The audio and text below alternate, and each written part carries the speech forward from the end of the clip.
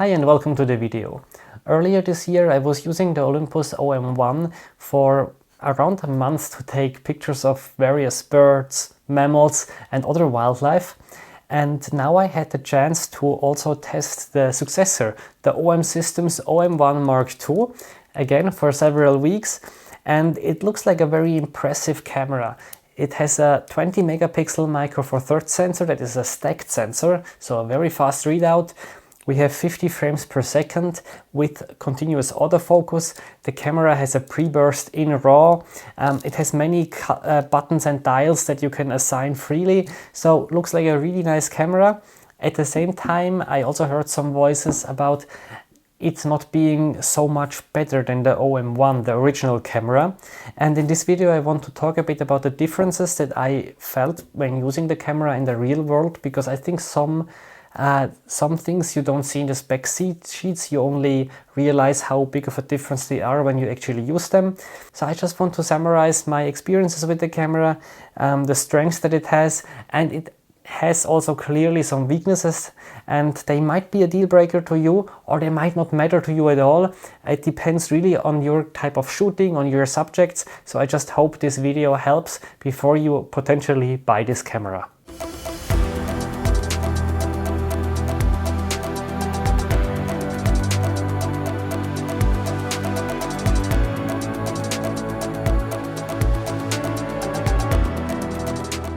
So the body basically stayed exactly the same as with the original Olympus OM-1. The big change here is that now it's not branded with Olympus but with OM Systems. Otherwise, I think that's a good thing if you were already using an OM-1 and you want to now upgrade to this one, or maybe even keep the OM-1 as your second body and use the OM-1 Mark II as your main body, because it just works so much easier if you have two cameras that are set up exactly the same way, all the buttons, all the dials exactly in the same place. So that's in this sense nice. We also have several buttons that we can completely freely like assign and customize. We have 4 different custom modes on the top dial here. The autofocus and drive mode are here on the left, which I find a bit annoying to reach for changing them. So what I did was basically assigning them to different C1, C2 to these custom modes. There I have the differences, and this is almost quicker for me to change in the fields because I can do it like that.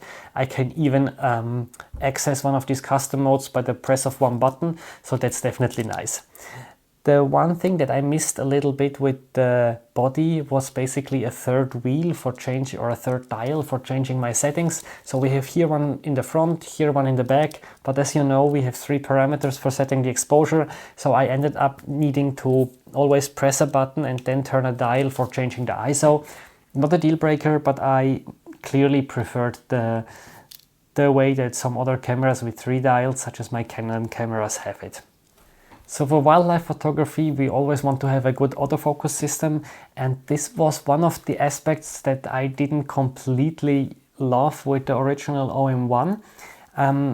The subject recognition was fairly good, but not excellent, and I just felt that the tracking was really not so good, and I had really the experience that actually the Panasonic Lumix G9 Mark II was doing a better job in tracking the subjects than the OM-1, and this has changed. At least from what I can tell, it feels much better now. In general, the recognition is better than with the original OM-1, but especially the tracking, meaning once the subject is recognized, the camera really sticks, the autofocus sticks on the subject, and that's definitely great. It also was doing a very good job with recognizing the subject in front of a busy background. Just when the bird was a bit small in frame, the camera was struggling, which, to be fair, all cameras does, but I found it here, it was a bit more pronounced. And where I had really some problems was when the ISO were higher, when I didn't have a lot of light anymore. Let's say I was shooting at 10,000 ISO.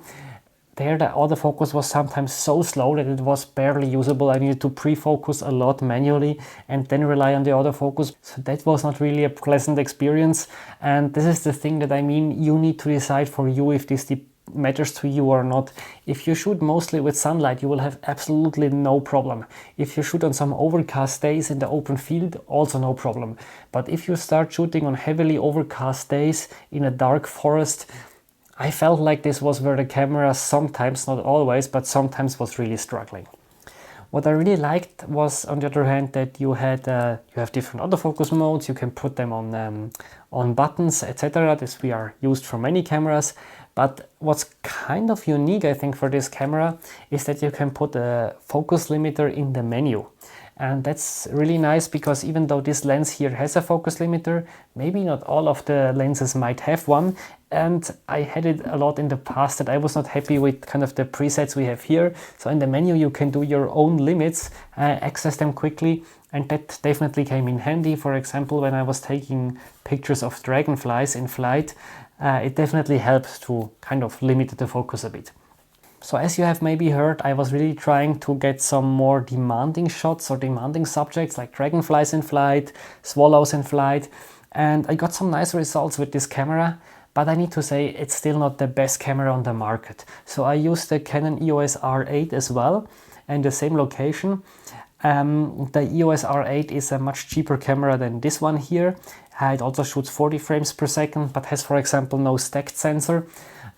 But still, actually, I got more sharp results with the R8 than with this camera here. So while the autofocus here is really improved, it's not yet on the level of a R8, R6 Mark II or some other full-frame cameras. If you take a lot of photos of birds in flight, you obviously also want to have a quick burst rate, and this camera definitely delivers. You can have 20 frames per second or also 50 frames per second with supported lenses. This is one of the supported lenses. So I use the 50 frames per second, for example, for the swallows in flight. And you can even combine the 50 frames per second with pre-burst, which is pretty amazing. You get raw pictures and it's a very nice implementation of the pre-burst. Much better than the one that Canon has at the moment. The only thing I noticed with the pre-burst, you hear kind of a noise the time when you are, well, like having the shutter half pressed, but that's not so much of a deal. I was just very happy I had this in some situations, like for example for this bee eater that was taken off.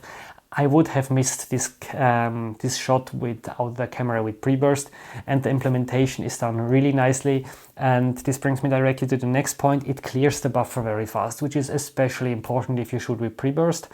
So what I did is I did several tests I did buffer tests with several SD cards, with a rather slow V30 card, with a medium V60 card, and with a fast V90 card. So the way I tested was basically I just pressed down the shutter for 20 seconds with the camera set to 50 frames per second and then checked how many images I got. In an ideal case scenario, I would have managed to get 1000 frames in this time. With the slowest card, with the V30, I got 250. With the intermediate one, the V60, I got 340. And with the fastest one, the V90, I also got 340. There is definitely an improvement from the V30 to the V60. From the V60 and V90, it seems on the first moment that they are identical. However, the buffer was clearing actually faster on the V90. So there is definitely an advantage if you shoot a lot of action to invest in a more expensive and fast card. I linked the ones that I was using below. On the other side, if you shoot with 20 frames per second, the maximum you could get in 20 seconds would be 400 frames. And here with the fast card, I managed to get 340 frames again. So basically you can shoot for like 15 seconds before the camera slows down. And to be honest, that's quite impressive. What about image quality? Well, as I mentioned, we have a 20 megapixel Micro Four Thirds sensor. The nice thing is that it's a stacked sensor, so there is no rolling shutter, or at least almost no rolling shutter. It's not the fastest stacked sensor ever, but still I was very pleasant with that. On the other hand, the image quality in terms of dynamic range and ISO, they really tend to suffer if you don't have enough light on the sensor. So I was shooting sometimes in a bit more low light conditions in the forest or the swallows on an overcast day in the field. I needed to push the ISO a bit, and here, especially if you have a dark background, you start seeing a bit of more noise. What I was doing was actually using DxO Pure RAW 4 way more often than I did with my full frame cameras, and I was quite happy with the results. I realized that you lose a bit more details in the denoising process with the OM-1 than you do, for example, with a R5 or the full frame camera, but I guess that's quite normal, and the DxO Pure Raw 4 was really helping me to get better results. I put a link in the video description, and if you buy over this link and use the Wushe code that I also provide you below, you can get a 25% discount, so definitely check that out. If you have fast action, you are sometimes kind of bound to set a short shutter speed and just increase your ISO.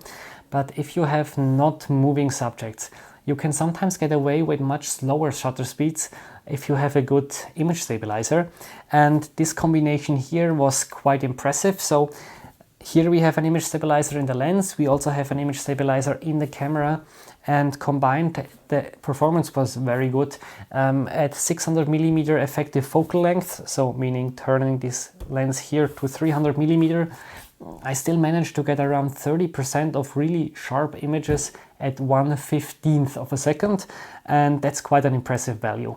I did some tests with my R5 and my big RF 600mm f4, and they were kind of in the same ballpark. I felt like here I got slightly more sharp images, at least that's according to my testing, but it's only a few percent. I'm not sure if this is really significant, but anyway, very good performance. So I was very happy here, and I can only recommend you to basically do the same if you're in a dark situation and you are pretty sure that your subject is not moving too much. Just lower your ISO, lower your shutter speed, and you will get much better images. I'm not only talking about the details and the noise, but also in terms of dynamic range, colors, and so on. If you want more tips and tricks about bird photography, please check out my ebook that I link below. One not so nice thing I noticed when using the camera was that it froze or crashed several times. Not a lot, but several times in 3 to 4 weeks is already not great.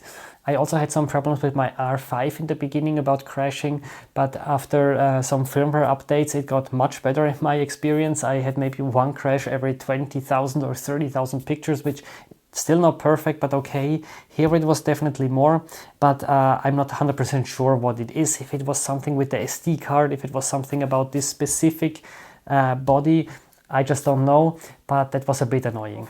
Let's briefly talk about the lens, because I think it's a very interesting one. You have a zoom range of 150 to 400mm f4.5. Given that you use the lens on a micro four thirds, this means you have the same angle of view that you would have on a full frame with a 300 to 800mm. So quite some reach, very flexible. And to make things more flexible, you have this 1.25 tele-extender that you can just engage and disengage here. You can even lock it for not accidentally moving, even though this was never an issue for me. What I really liked was that the zoom ring is kind of, well, all the focal lengths are kind of close together. So with one turn, with a small turn of my hand, I can go from 150 to 400, which is really great. It's an internal zoom, there is nothing extending. And there is some other things that really, it felt like a very professional lens, similar to my RF 600, for example. I have here the set button for the focus preset in a very nice position that I can easily reach, and then I can recall it with any of these 4 function buttons here. The manual focus ring is also quite easy to reach and quite useful sometimes. And then on the other side we have several switches for the focus limiter, the autofocus, image stabilizer, and here for the focus preset or lens function, which I always kept on the preset, and below one for the beep sound for the preset, which I turned off all the time. You can also combine it with an external 1.4 extender, or I guess even 2x extender. I used the 1.4 extender a few times, but not so often, because you already get quite some focal length here. I mean, if you go to 400mm, engage the 1.25 extender, you get 500mm, which is a 1000mm equivalent full frame, which is really already a lot of focal length. One thing that some of you asked me was like, how is the background blur of this lens? You know, this is one of the things that I don't like so much about micro four thirds and the lenses, that the background blur can just not compete with the big prime lenses or zoom lenses that we have for the full frame system. And here it's a bit the same. You have an aperture, a constant aperture of f4.5 from 150 to 400mm. If we think about full frame equivalent, this looks very similar as a 300 to 800mm f9 lens.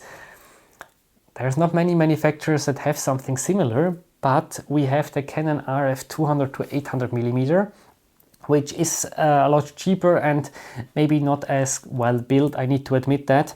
But the background blur will look very similar if you compare these two. With the difference that for the 200 to 800, actually on the lower end, so let's say you shoot at 600mm, you have f8, so you actually have a cleaner background than you have with this one. For some people that's not a problem at all. It's a personal taste. It also depends on the subject. For small songbirds, usually I don't have so much of an issue, especially if I shoot at a feeder or more controlled setups. But for some other setups, I really wished for a bit of creamier background, but that's my personal taste. You need to decide for you what your priorities are. Is it like weight, or is it rather maybe price, or is it rather the creamy, smooth background? Maybe coming back to the camera, to the OM-1 Mark II, I think at the moment this is really the best Micro Four Thirds camera that you can buy for wildlife photography. If you do a lot of filming, I still think the Panasonic Lumix G9 Mark II is better, but for photography, this is the clear winner. Maybe one question is it worth to upgrade from the OM-1, from the original camera? I think it depends. The changes are not enormous, but a better autofocus. Honestly, if you do a lot of birds in flight, you might notice really the difference and get a lot more keeper with this one. So if you were planning to buy a second camera anyway, because if you go on trips, I always recommend using two camera bodies, just because one might fail, or it's just more convenient. You could have one camera body on this lens, one maybe on the 40 to 150mm for the short range. Then I would say don't buy a second OM-1, buy directly an OM-1 Mark II, or maybe you want to keep the old OM-1 as a backup and buy this one. If you find a nice deal and you can afford it, sure. If you're a bit tight on a budget, I don't think you miss too much. And I kind of expect that with many new camera releases from several manufacturers in the future, we will see more of these small upgrades, I guess. Because the cameras, I feel like they are on a very high level already. There is not so much that can be improved for every release cycle. So maybe it's also okay to just skip one round and go for the OM-1 Mark III whenever this comes out. I hope that I kind of gave you an honest opinion and that this was helpful. If you want to buy the camera, I put an affiliate link down below. You would support my channel with this. Leave a thumbs up if you liked the video. If you have experiences with the OM-1 Mark II, please share them down below in the comments, and then see you in the next video.